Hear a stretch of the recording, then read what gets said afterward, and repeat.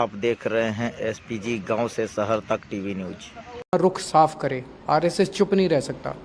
RSS बताए कि क्या आरएसएस भी मानता है कि मोदी जी भगवान का अवतार हैं। 400 सीट इसलिए चाहिए क्योंकि उन्होंने मन बना रखा है कि वो संविधान को पलट के और रिजर्वेशन ख़त्म करेंगे। सरकार चलानी है तो वो तो 300 में भी चल जाती है। पंजाब के लोगों का दिल बहुत बड़ा होता है।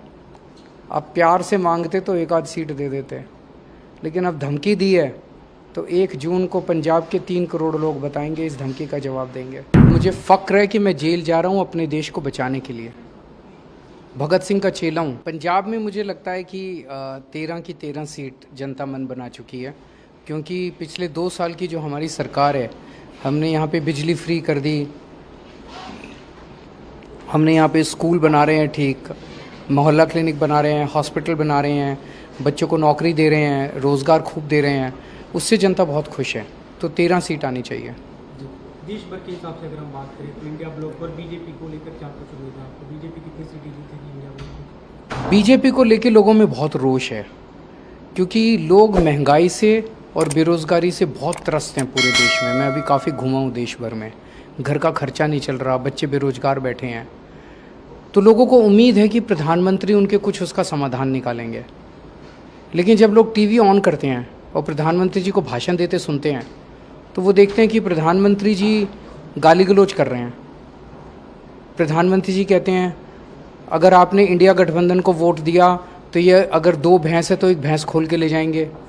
एक भाषण में प्रधानमंत्री जी ने कहा कि अगर आपने इंडिया गठबंधन को वोट दिया तो ये आपके घर की टूटी खोल के ले जाएंगे।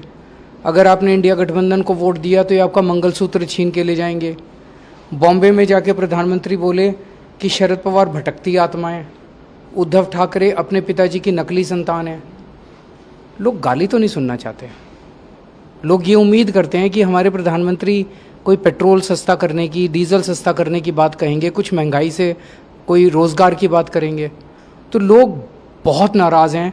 एक तरफ तो परेशानी हो रही है और दूसरा उनके प्रधानमंत्री बस गाली गलौज में पड़े हुए हैं।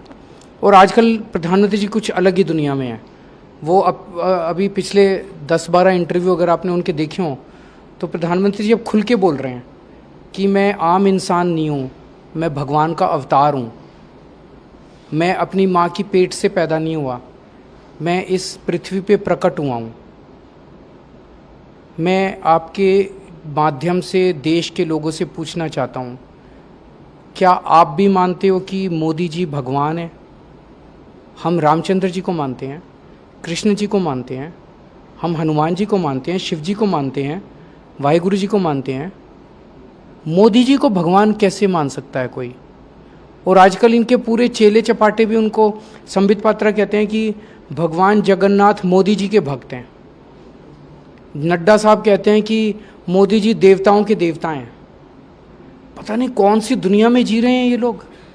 जनता त्रस्त हो रही है, जनता के घर का खर्चा नहीं चल रहा, महंगाई हो रही है, बच्चे बेरोजगार बैठे हैं और ये अपने आप को भगवान माने बैठे हैं। हमको सबको तो कीड़े मकोड़े समझते हैं ये लोग।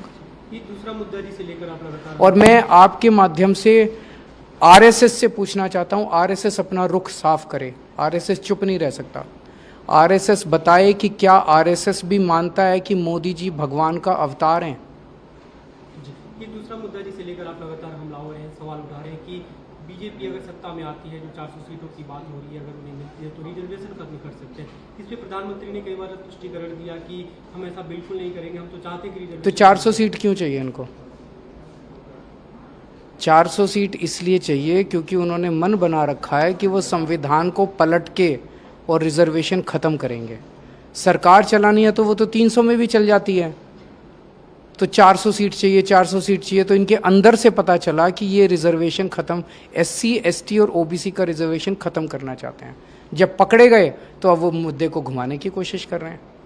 पंजाब के इन दिनों की आपकी जो कैंपेन हो रहे हैं, जो रैली रोड हो रहे हैं, गृह मंत्री अमित शाह का जो हालिया बयान था उसे लेकर आप लगातार सवाल उठा रहे हैं कि पंजाब की सरकार खत्म कर दी जाए। भारत के इतिहास में पहली बार ऐसा हुआ गया कि कोई गृह मंत्री किसी राज्य में आता है। अभी लुधियाना आए 2 दिन पहले गृह मंत्री जी, और पंजाब के लोगों को धमकी दे के गए हैं, खुलेआम धमकी, गुंडागर्दी, कि 4 जून के बाद पंजाब के लोगों ने जो सरकार चुनी है उस सरकार को बर्खास्त कर देंगे, गिरा देंगे और तुमने जो प्रधानमंत्री मुख्यमंत्री चुना उस मुख्यमंत्री को हटा देंगे।